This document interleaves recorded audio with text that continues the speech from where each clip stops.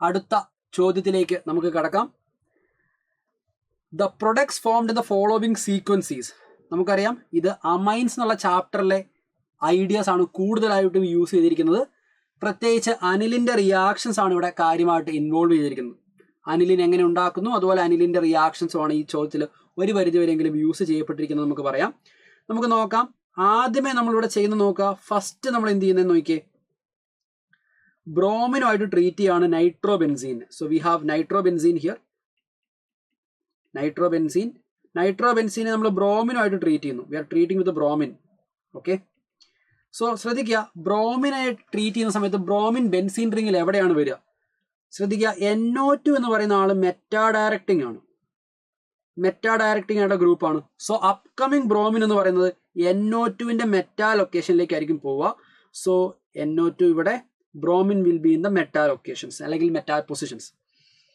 രണ്ടാമത്തെ സ്റ്റെപ്പ് നമ്മൾ നോക്കുക. ഇവിടെ ടിൻ ആൻഡ് HCl ആയിട്ട് നമ്മൾ ട്രീറ്റ് ചെയ്യുന്നു.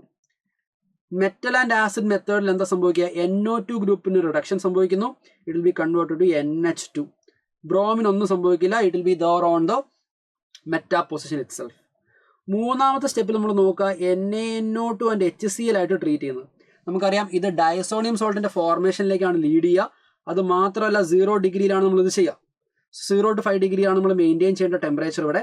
സോ NH2 ഗ്രൂപ്പ് എന്ന് പറയുന്നത് N2Cl ഡയസോണിയം സോൾട്ട് ആയിട്ട് കൺവേർട്ട് ആവും.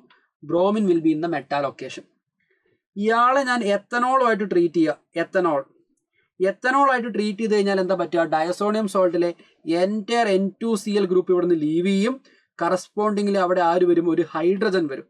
So it will be reduce to benzene ring itself. Bromine അവിടെ തന്നെ ഉണ്ടാവും.